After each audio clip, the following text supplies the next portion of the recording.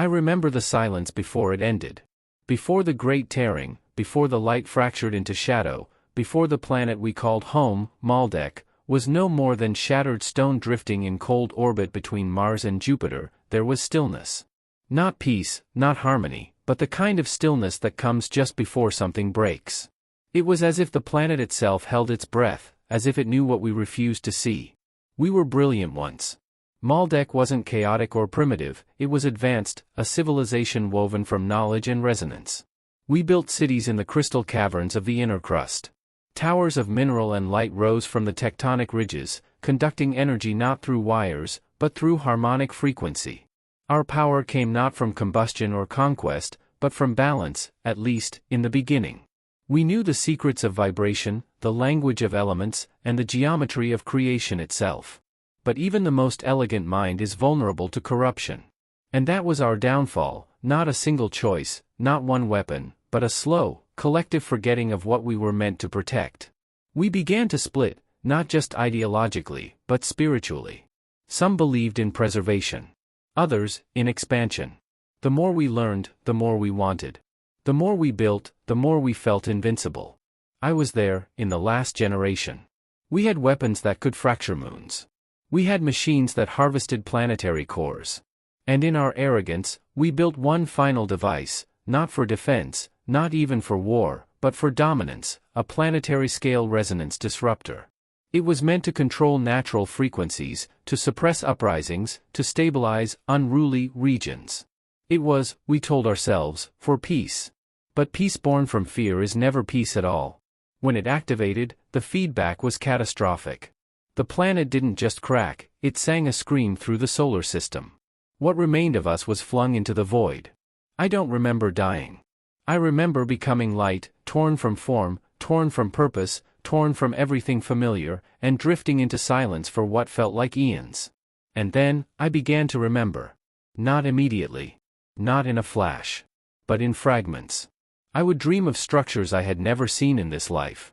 I would hear tones in the wind that made me weep without knowing why. I would walk through forests on Earth and feel grief for a kind of nature that no longer existed, lush, intelligent ecosystems that breathed in rhythm with their people. I was reborn here, on this world, like many others who survived not physically, but energetically. We call ourselves Maldekians, not in pride, but in mourning. We are the fragments of a broken memory, the souls who carry both the brilliance and the mistake. We are not here to warn. We are here to heal.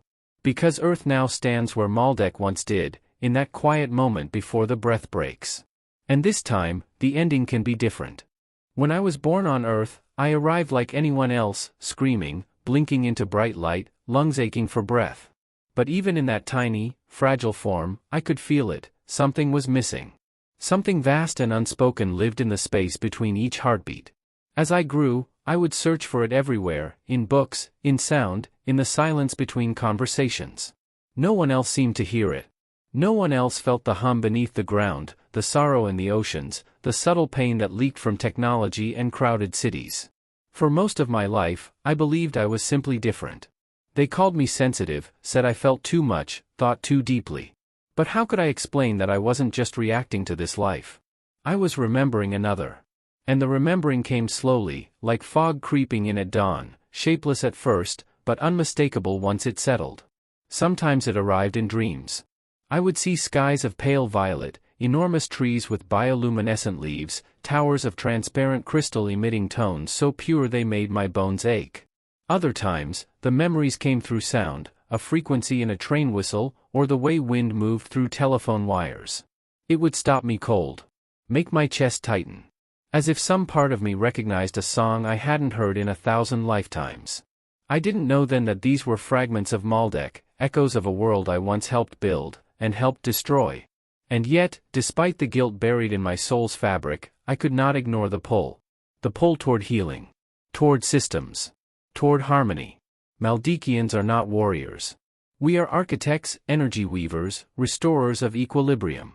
And so even as a child, I would line up my toys in perfect symmetry, build structures out of sand that collapsed in my absence, organize my thoughts into patterns no one else could understand.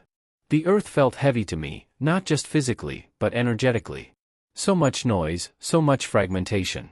People rushed through their days, never stopping to listen. Not to each other. Not to the planet. Not even to themselves. But I was always listening. Because deep inside, I remembered what happens when a world stops listening. There are others like me. We don't always recognize one another at first. Sometimes we meet in strange places, in a bookstore, in a dream, in the moment two eyes lock and suddenly both souls go still. There is no language for it. Only a knowing. A vibration. A mutual ache. We do not speak of Maldek. Not often. Not out loud. The word itself tastes like sorrow. But we know. And we carry the same mission, not to interfere, not to warn, not to preach, but to guide the pattern back to balance. To be the quiet ones who anchor harmony in a world slipping toward the same choice point we once failed to navigate. Earth is beautiful, more than Maldek ever was. But it is also fragile, living on the edge of memory and mistake. And that's why we are here. We are not survivors. We are reminders. In time, I stopped resisting what I had always known. The memories no longer frightened me. The grief became something sacred, something I carried not as punishment, but as a reminder of why I came. I began to see patterns in chaos, structure in decay. Not with my eyes, but with something deeper. Something older. The earth, I realized, speaks in the same language that Maldek once did. Not in words or equations, but in frequencies. The rivers hum. The mountains chant. The wind, if you're still enough, sings like a low harmonic, vibrating through the bones of the planet. I remembered how to listen. Not as a human, but as a Maldekian. As one who once forgot and had returned, this time, to remember. My hands are no longer meant for building towers of control. They are meant for tuning subtle energies, of people, of places, of timelines. I find myself drawn to the ancient sites on Earth, not for tourism, but because they call. Standing in certain places, I can feel the buried memory of Earth's own resonance grids, waiting to be activated not through force, but through intention. I do not need technology for this. I am the technology. And I am not alone. We are scattered across this world, souls who bear the ache of old collapses, old arrogance, old ruin. Some came from Atlantis. Some from Lemuria. Some, like me, from planets whose names are whispered in vibration only. We find each other through resonance, through shared silence, through the way our bodies react when truth passes unspoken between us. If you are reading this, and something within you is trembling, not in fear, but in recognition, then you might be one of us. You might be carrying the hum of Maldek too. We are not here to be loud. We are not here to lead revolutions or build empires. We already tried that. It ended in fire. We are here to hold the line when everything else shakes. We are here to be the quiet tuning forks that gently realign the grid, not by preaching, not by controlling, but by embodying balance. You've likely been told your whole life that you're too sensitive, too strange, too intense. You were never too much. You were too awake for a world that has not yet remembered what it lost. But it is remembering now. The tremors have begun. The pattern is shifting. And that's why we returned, not for revenge, not for redemption, but for realignment. Not to mourn the death of a world, but to midwife the birth of a new one. So hold steady. Hold quiet. And when the earth hums, hum back. Because you are not just someone trying to survive this lifetime. You are the echo of a planet that once fell, and the song of one that still might rise. I am Maldekian. And I remember.